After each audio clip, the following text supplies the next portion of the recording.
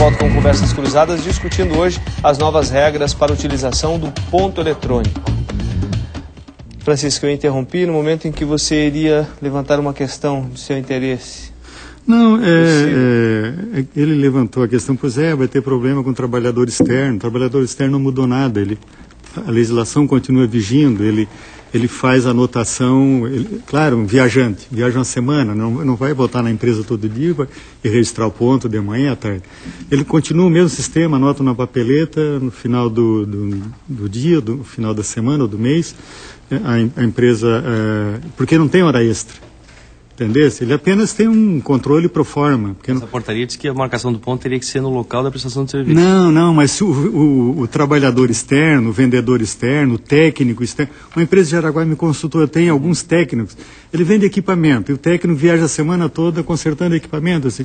Não, ele está liberado do ponto, porque ele não recebe hora extra. Como ele tem horário livre, ele não está sujeito à fiscalização e não está sujeito a controle de horas. Portanto, esses trabalhadores não têm problema com o registro. Está regulado pela queda 36. Tem uma legislação que regula isso. 26 de 91. Agora, ela Carlos, regula a papeleta, artigo 13º, se não me engano. O Ministério do Trabalho vai ter trabalho a conta de tanta dúvida assim, dos empresários? Por que essa dificuldade em se entender? Não, a grande questão é o seguinte, essa discussão de jornada, no âmbito da fiscalização do Ministério do Trabalho, ela é um atributo que é prioritário nas ações de fiscalização. O Ministério trabalha com 4 pontos que são fulcrais nas ações de fiscalização, são prioritários. A questão do combate à informalidade, o não registro em carteira de trabalho dos trabalhadores, o recolhimento do fundo de garantia, que é um atributo também prioritário, a questão da jornada e de salário, e aí entra essa questão do registro da frequência, e as questões de segurança e saúde no trabalho, são fundamentais. Sem contar aquelas operações especiais do Ministério na ação de fiscalização, que são aqueles trabalhos de erradicação do trabalho infantil, da erradicação do trabalho escravo, esse tipo de ação. Então, essa questão da jornada, ela é prioridade do Ministério do Trabalho. Nenhum auditor fiscal fiscaliza alguma empresa sem olhar esse atributo. Esse atributo é fundamental. Nessa questão do registro eletrônico de ponto, é o que eu volto a frisar. O artigo 74 deixa facultado aos empregadores estabelecer qual o critério de registro que ele quer. Você quer registro eletrônico? Opta pelo registro eletrônico. Esse o ministro regulou na CLT. Mas o registro mecânico continua lá na CLT da forma que ele está, não houve nenhuma regulamentação. E o registro também manual, também nenhum registro foi feito. O eletrônico é a partir do dia 26? A partir do dia 26 já há uma prorrogação de prazo. Essa portaria ela é de 21 de agosto de 2009, era para começar a vigir em 1º de janeiro, por algumas contingências, e uma delas alguns pontos que são difíceis de você ter que tomar uma decisão, como, por exemplo, grandes grupos econômicos que empregam um contingente grande de trabalhadores. Como você vai fazer naquelas trocas de turno? Existem alguns momentos que chega 2.000, 2.500 trabalhadores para entrar num turno de jornada e tem 2.000, 2.500 saindo. Então, isso são alguns problemas. Fala-se muito que a portaria mata o processo negocial, não é verdade. Há 10 anos que os sindicatos de trabalhadores de grandes grupos, de grandes empresas, negociam em São Paulo, no Paraná. Aqui em Santa Catarina nós temos empresas que adotam o sistema de registro por exceção, negociado com as representações de trabalhadores. Você faz o registro das exceções da jornada. Quer dizer, nada que tiver registrado é uma jornada cheia, é uma jornada completa. Você registra as exceções da jornada, o que tiver de excesso na jornada ou o que tiver de não excesso. Aqueles registros são feitos. Então, é uma portaria que ela não elimina de forma nenhuma o processo de negociação em relação a essa questão. E ela também fala-se muito na questão do custo dela. Realmente, num primeiro momento, pode parecer, e nos parece, que há uma retenção das empresas na liberação desses equipamentos.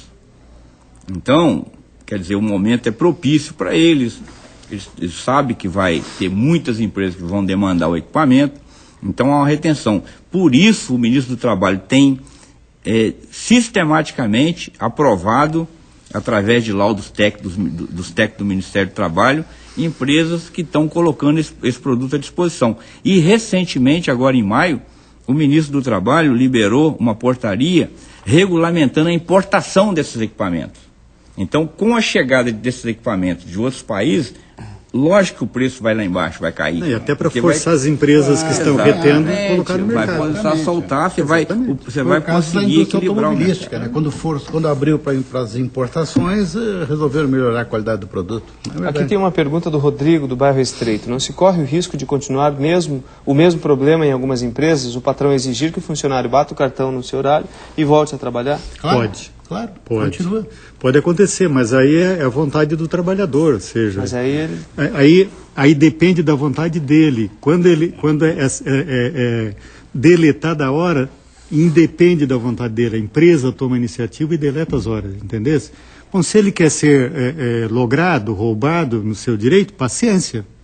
Ele tem todo o direito de não concordar com esse tipo de atitude da empresa. Ele vai lá, bate o cartão e volta a trabalhar. Mas aí, não pode se sentir coagido. Bom, claro, tudo bem, mas essa circunstância pode acontecer. Agora, quando eu coloquei aqui que são poucas empresas, poucos sonegadores, agora o problema é que são grandes empresas. Eu não citarei nenhum nome de empresa aqui, mas nós temos rede de supermercado aqui em Santa Catarina, grandes redes que praticam esse tipo de desvio, entendeu? E tem 2, 3, 4 mil trabalhadores, cada rede dessa, cada rede. Tu imagina o prejuízo para os trabalhadores e a lucratividade, ou seja, a lucratividade desonesta, né, que estão praticando essas empresas contra os trabalhadores. Então claro que a pequena empresa, tu colocasse aqui 3, 4 afirmações mais conceituais de que valorizar o colaborador, modernizar a relação de trabalho, relação de confiança, relação justa, isso na teoria é muito bonito, tá certo? Mas quando o empregado trabalha, descansa segunda e terça que não tem movimento no supermercado, depois aplica o banco de hora, ele trabalha sábado e domingo 12, 14 horas, isso é relação justa? Não. Mas na sua analogia, isso é relação de confiança? Mas na sua analogia, dentro do próprio país, nós temos diferenças, por exemplo, da relação trabalhista que acontece aqui no Sul e da relação trabalhista que acontece no Nordeste. Sim, mas... Eu acho que talvez essa seja a dificuldade, veja bem... mas não é contra a regulamentação, Nordeste, né? No Nordeste é aqui. Mas assim... Aqui a sonegação é aqui. São realidades diferentes. Talvez essa não tivesse sido a forma correta de abordar todo o contingente de empresas de uma vez só.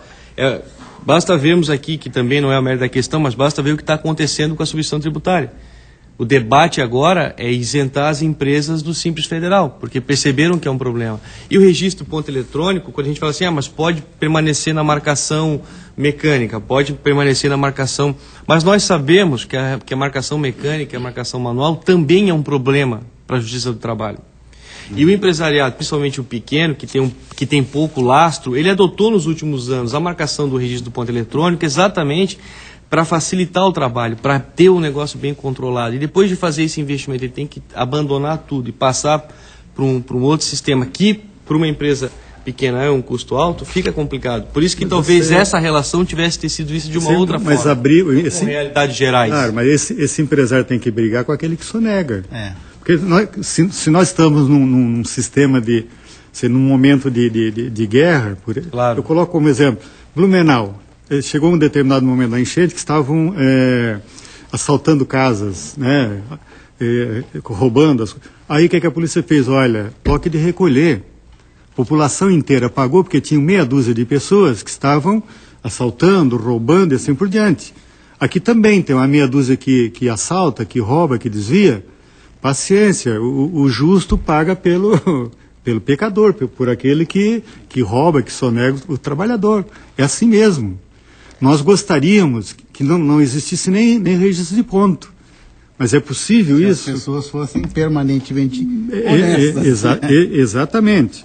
Então, e aí eu gostaria depois, não sei se terá mais algum intervalo, mas tem 3 questões que são importantes que eu gostaria de até colocar em debate, que é o acúmulo de papel.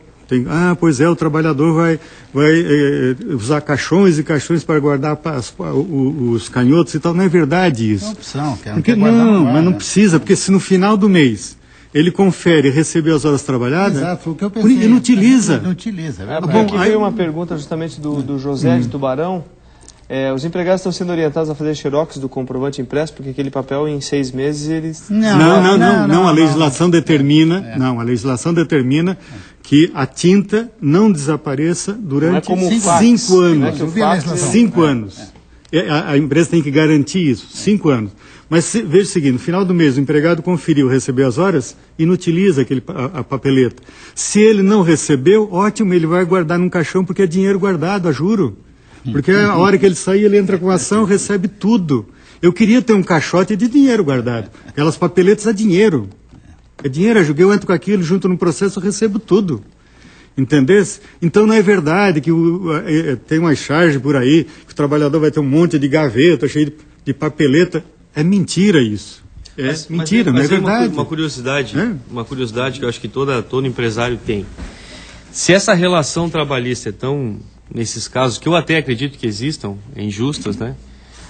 Mesmo tendo o aval do trabalhador na hora de assinar o seu registro ponto, por que ser conivente com isso?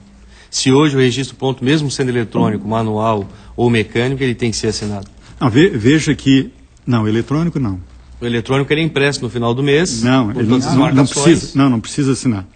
O problema é a questão do desemprego. Felizmente, hoje, as empresas estão atrás de trabalhadores.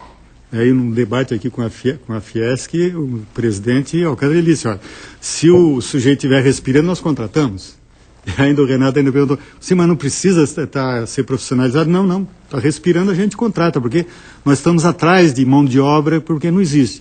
Então, hoje é muito mais difícil tu encontrar o trabalhador que se submeta a isso, porque se o patrão faz isso, ele sai e vai para um outro emprego, tá certo? Ele se submete a isso quando é num caso de extrema necessidade. Bom, se eu não fizer isso, eu perco o emprego, eu vou passar fome. Mas se hoje ele não precisa se submeter, qual seria a finalidade desse trabalho? Como? Se hoje ele não precisa se submeter a isso porque a oferta de emprego é ampla, por que formalizar dessa forma? Eu sei, mas o problema é que tem trabalhador que faz a hora extra e no final do mês a empresa deleta e ele não recebe. Nós vamos para mais um breve intervalo. Conversas Cruzadas volta daqui a pouco. Até já.